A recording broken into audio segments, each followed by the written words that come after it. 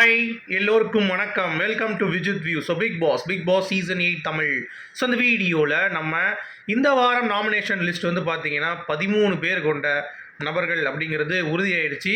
So நேற்று நம்ம ப்ரெடிக்ஷனுக்கும் இன்றைக்கி நம்ம வந்ததுக்கும் பெரிய வித்தியாசம். ஒரு 5 பேர்கிட்ட வந்து எக்ஸ்ட்ரா ஆட் ஆகிருக்கு.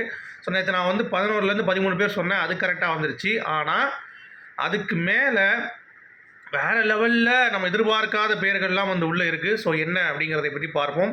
ஸோ இந்த லிஸ்ட்டும் வந்து பார்த்திங்கன்னா நமக்கு வந்துருச்சு. ஸோ இதில் யார் வெளியேற போகிறா, இந்த கேமோட டைமென்ஷன் மாறுமா மாறாதா, பிக் பாஸ் தேராதா அப்படிங்கிறத பற்றி இந்த வீடியோவில் நம்ம இன் டீட்டெயிலாக பார்க்க போகிறோம். ஸோ வீடியோக்குள்ளே போகிறதுக்கு முன்னாடி சேனலுக்கு புதுசாக இருக்கிறவங்க கண்டிப்பாக சப்ஸ்கிரைப் பண்ணிக்கோங்க, வீடியோ மறக்காமல் ஒரு லைக் பண்ணிக்கோங்க. இப்போ நம்ம வீடியோக்குள்ளே போகலாம்.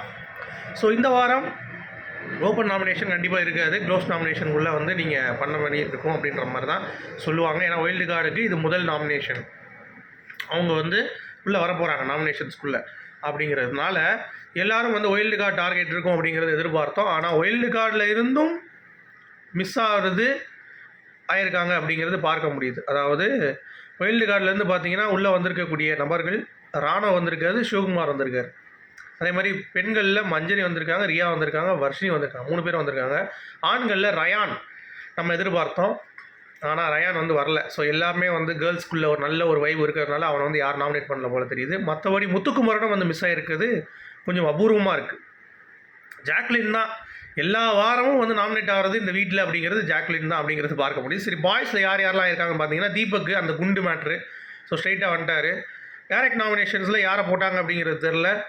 ஆனால் சிவகுமார், ஜெஃப்ரி, ராணவ், ரஞ்சித் மற்றும் சத்யா வந்திருக்காங்க. ஸோ டேரக்ட் வந்து எனக்கு தெரிஞ்சு யார் அடிச்சிருப்பாங்கன்னா ராணவ் தான் அடிச்சிருப்பாங்க. நான் சொன்னேன்ல, ஜாக்லின் பொறுத்த வரைக்கும் ராணவ் தான் அடிப்பாங்க அப்படின்னு சொல்லிட்டு. ஏன்னா வீக்கு தூக்கி வெளியே போட்டுடலாம், அவர் இருந்தாலும் நம்ம சேஃப் அப்படின்னு சொல்லிட்டு அவன் ஒன்றுமே ஆடல, தூக்கி அடிச்சிட்டோன்னா. ஏன்னா மறந்துடுவாங்க, சொல்ல முடியாது. சில பேர் அப்படியே நாமினேஷன் போகும்போது ராணவ் மறந்துட்டாங்கன்னா என்ன பண்ணுறது, அதனால் டேரக்ட் அடிச்சிடும் சொல்லிட்டு ஜாக்லின் வந்து அங்கே அடிச்சிருப்பாங்கன்னு நினைக்கிறேன்.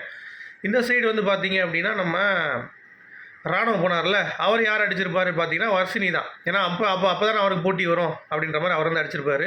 ஸோ அது போக சௌந்தர்யா வந்திருக்காங்க இந்த வாரம், ஜாக்லின், தர்ஷிகா வந்திருக்காங்க, ஆனந்தி மிஸ்ஸிங்கு, ஆனால் சச்சனா உள்ள வந்துட்டாங்க, மஞ்சரி, ரியா, வர்ஷினி. ஸோ இதுதான் வந்து மொத்த லிஸ்ட்டு. நான் வேகமாக சொல்லிடுறேன். தீபக்கு, சிவகுமார், ஜெஃப்ரி, ராணவ், ரஞ்சித், சத்யா, சரியா 6 பேர் boys. Sound Jacqueline, Varshini, Dharshika, Riya, Manjari, Sachana, 7 பேர் கேர்ள்ஸு. ஸோ 6, 7, 13 பேர் வந்து பார்த்திங்கன்னா இந்த நாமினேஷன் லிஸ்ட்குள்ளே வந்து வந்திருக்காங்க. ஸோ மிகப்பெரிய ஒரு போட்டி அப்படிங்கிறதை தாண்டி இத்தனை பேரில் யார் வெளியேறுவதற்கான வாய்ப்பு இருக்குது அப்படின்னு பார்க்குறதுக்கு முன்னாடி தீபக் பேசியே ஆகணும். இந்த வாரம் அவருடைய ஆட்டம் அப்படிங்கிறது கண்டிப்பாக இருக்கும்னு நினைக்கிறேன். ஏன்னா போன வாரமே விஜய் சேதுபதி எபிசோடில் தான் நேற்று அவருடைய ஒரிஜினல் முகம் வந்து வெளியே வந்துச்சு. இப்போ இவ்வளோ நாள் தீபக் வந்து பார்த்திங்கன்னா அதை என்ன சொல்கிறது மறைச்சி நம்ம எப்பயுமே கோவப்படக்கூடாது அப்படின்ற அந்த ஒரு இன்டென்ஷனில் இருந்ததாக எத்தனை பேர் உணர்ந்தீங்க. அந்த மாதிரியான ஒரு பாயிண்டில் அந்த மனுஷன் இருக்கார். அப்படிங்கிறப்ப இந்த வாரம் இனிமேல் வந்து பார்த்திங்கன்னா அடித்து தூக்குறதுக்கு யாராவது ஒருத்தன் சிக்கனான்னா சின்னாமனம் ஆகிறதுக்கு வாய்ப்பு இருக்குது. எனக்கு தெரிஞ்சு ப்ரொமோ 2ல் தீபக்குக்கும் ஜாக்லினுக்கும் இல்லை தீபக்குக்கும் யாருக்காவது முட்டிக்கிறதுக்கு வாய்ப்பு இருக்குது. இங்கே இருக்கிறவங்கள யாருக்கு வந்து யாரை பிடிக்காமல் இருக்குது அப்படின்னு சொல்லி பார்த்தோம்னா அவங்களுக்கு இணையாக டாஸ்க் வந்து கொடுத்துட்டார் பிக் பாஸ் அப்படின்னா அது வந்து பற்றி எரியும். இப்போ நீங்கள் உதாரணத்துக்கு சொல்லணும்னா பாய்ஸ் டீமுக்குள்ளே அந்தளவுக்கு இல்லை, விசாலுக்கு முத்துக்குமரம் மட்டும்தான் இருக்குது. அந்த மாதிரி கொஞ்சம் ட்ரிகர் பண்ணுறது எதாவது பண்ணணும். கேர்ள்ஸ் டீம் எடுத்துக்கிட்டிங்கன்னா அவங்களுக்குள்ளேயும் வந்து பெரிய ஒரு கான்ட்ரவர்சிஸ் இல்லை. ஆனால் வைல்டு கார்டுக்கும் பழைய கண்டஸ்டன்ஸுக்கும் ஒரு பகை இருக்குது லைட்டாக. ரியா மேலே வந்து எல்லாத்துக்கும் இருக்குது. ஸோ ரியா எதையாச்சும் கொளுத்தி போடுற மாதிரி ஏதாவது பிக் பாஸ் பண்ணார் அப்படின்னா வீடு வந்து பற்றிக்கும். ஆனால் நீங்கள் கவனிச்சிங்கன்னா எல்லா சீசன்லேயும் நீங்கள் எவ்வளோ சீசன் எடுத்துக்கோங்க, இவ்வளோ தூரம் இந்த ரியல் ஃபேக்கு அப்புறம் அடிச்சுக்கிற மாதிரி டாஸ்க்கு பிக் பாஸ் வந்து எந்த சீசன்லேயும் இவ்வளோ சீக்கிரமாக கொடுத்ததில்லை அப்படிங்கிறத நீங்கள் நோட் பண்ணிங்களா பார்த்துக்கோங்க. அப்போ எந்த லெவலுக்கு இந்த கண்டஸ்டன்ஸோடைய ஐக்கியூவோ இல்லை அவங்க வருவதற்கான ஒரு ரீசனிங்கோ இல்லாமல் இருக்குது அப்படிங்கிறத நீங்கள் பார்த்துக்கோங்க. ஸோ எனக்கே அதுதான் ரொம்ப ஷாக்கு. என்னடா அது இத்தனை பேர் இருக்கீங்கன்றீங்க, ஒருத்தனும் வந்து பார்த்தீங்கன்னா ஒரு அடிச்சு ஆடுற கேமு, நம்ம வந்து சும்மா இருக்கக்கூடாது மிச்சர் சாப்பிட்றோம் அப்படின்றதெல்லாம் தாண்டி வேறு லெவலில் இறங்கி ஆடுறதுக்கான ஒரு ஆட்களே இந்த சீசனில் இல்லை அப்படிங்கிறது ரொம்ப வருத்தமாக இருக்குது. அப்படிங்கிறது எத்தனை பேர் நோட் பண்ணுறீங்க? டைமென்ஷன் ஆஃப் த கேம் மாற்றுறதுக்கே உள்ளே வந்து ஒரு வயலுக்கும் வந்து பார்த்தீங்கன்னா ஒரு பாயிண்ட் ஆஃப் வியூ இல்லாத மாதிரி எனக்கு வந்து ஒரு ஃபீல் ஆகுது. ஸோ என்னதான் வந்து பிக் பாஸ் டாஸ்க் வந்து வடிவடையமாக டிஸ்கஸ் பண்ணாலும் அதை ஆடுறதுக்குன்னு ஒரு பிளேயர்ஸ் வந்து உள்ளே இருக்கணும்ல, கண்டென்ட் கிவர் அப்படின்னு சொல்லிட்டு ஒரு பிளேயர் இருக்கணும்ல. ஸோ அப்படி இருக்கப்ப எனக்கு கணிக்கிறது தீபக்.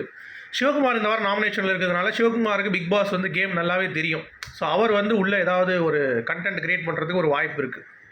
லைக் சண்டை போடுறதுக்கு, இல்லை ஆப்போசிட்டில் வந்து பார்த்தீங்கன்னா பேசுகிறதுக்கு, இந்த மாதிரி இவனுங்க திருப்பி இந்த டாஸ்க் இதே வந்து பண்ணிகிட்டு இருக்கிறனால பெருசாக வந்து பார்த்தீங்கன்னா இம்பாக்ட் வந்து கேமுக்கு வந்து ஆக போகிறதில்ல அப்படிங்கிறது தான். சரியா? அடுத்து ஜெஃப்ரி எனக்கு தெரிஞ்சு வந்தது ஒன்று தான், வராமல் இருக்கிறது ஒன்று தான்.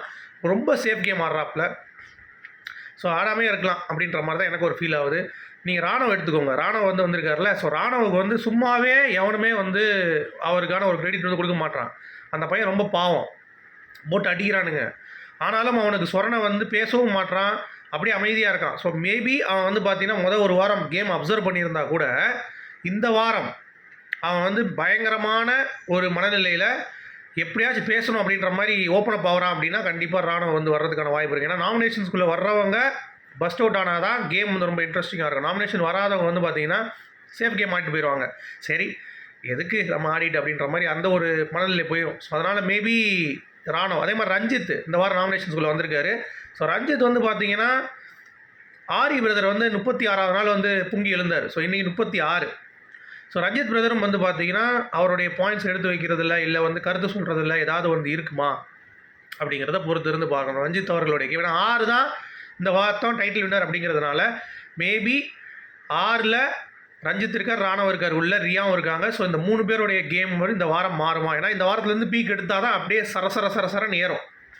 நீங்கள் கடைசி வாரம் போய் நீங்கள் பெர்ஃபார்மன்ஸ் காட்டி கப்பு தூக்க முடியாது. கிராஜுவலாக இன்க்ரீஸ் ஆகணும். அப்போ இதுதான் நாள், இதுதான் அந்த டைம். இதிலேருந்து எப்படி வந்து பார்த்தீங்கன்னா பெர்ஃபார்மன்ஸில் வந்து போகணும் அப்படிங்கிறது தெரியல. ஸோ வெயிட் பண்ணி பார்க்கலாம். ஓகேங்களா? அடுத்து சத்யா. ஸோ சத்யா வந்து கேப்டனாக இருக்கார்ல, அதனால் வந்து பார்த்தீங்கன்னா அவரை எல்லாமே பிடிச்சி தள்ளிட்டாங்க. ஸோ அவருடைய கேம் இப்போ நாமினேஷனால் எப்படி மாறப்போகுது, இல்லை டவுன் ஆகிறார் அப்படிங்கிறத பார்க்கணும். கேர்ள்ஸ் பொறுத்த வரைக்கும் சௌந்தர்யா, ஜாக்லின் இவங்க 2 பேர் மேலே ஒரு பெரிய ஹோப் இருக்குது. இந்த வாரம் அதை எப்படி கேரி அவுட் பண்ணுறாங்க அப்படிங்கிறதை நம்ம பார்க்கணும். தர்ஷிகா ரொம்ப நாளுக்கு அப்புறம் நாமினேஷன்ஸில் வந்திருக்காங்க. ஸோ அவங்களும் வெளியே காட்ட வேண்டிய ஒரு கட்டாயத்தில் இருக்காங்க. இல்லாட்டி வந்து பார்த்தீங்கன்னா ஒரு மோசமான மொக்க பிளேயராக வெளியேறிடுவாங்க அப்படிங்கிறது தான். ஸோ ரியா, வர்ஷினி அவங்க கண்டிப்பாக மஞ்சளிலாம் ப்ரூவ் பண்ணி தான் ஆகணும். இல்லாட்டி அவங்களுக்கான ஓட்ஸ் வந்து பார்த்தீங்கன்னா நல்லா பிரிஞ்சிடும். சாச்சனா பொறுத்த வரைக்கும் அவங்க சும்மாவே கண்டென்ட் கொடுப்பாங்க. ஏதாவது எல்லாருக்கிட்டையும் போய் உட்கார்றது, எல்லாருக்கிட்டையும் போய் உரண்டை இழுக்கிறது, எங்கேயோ நடக்குது அங்கே சொல்கிறது அப்படின்ற மாதிரி வேலைகள் வந்து ரொம்ப நல்லா பண்ணுறாங்க. ஸோ அதனால் எனக்கு தெரிஞ்சு அவங்க கேமில் ஒரு 60 நாள் இருப்பாங்க கண்டிப்பாக. சாச்சனா போகிறதுக்கான வாய்ப்பு இல்லை. ஸோ இதில் எனக்கு ரொம்ப வீக்காக தெரிகிறது இப்போதைக்கு வர்ஷினியும் ராணுவம் மட்டும்தான். ஸோ அவங்க 2 பேரில் கேம் மாற்றுற மாதிரி ஏதாவது ஒன்று நடந்தால் மட்டும்தான் அவங்க சேவ் ஆகிறதுக்கான முழுக்க ஒரு வாய்ப்பு இருக்குது. அப்படி இல்லைனா ஒரு வாய்ப்பும் கிடையாது அவங்க வந்து சேவ் ஆகிறதுக்கு அப்படிங்கிறது தான் பாயிண்ட்டு. ஸோ நீங்கள் என்ன நினைக்கிறீங்க இந்த நாமினேஷன் லிஸ்ட்டை பற்றி அப்படிங்கிறத கீழே கமெண்ட் செக்ஷனில் சொல்லுங்கள். மீண்டும் அடுத்த வீடியோ சந்திப்போம். அது வரைக்கும் குட் பை. Thank you guys.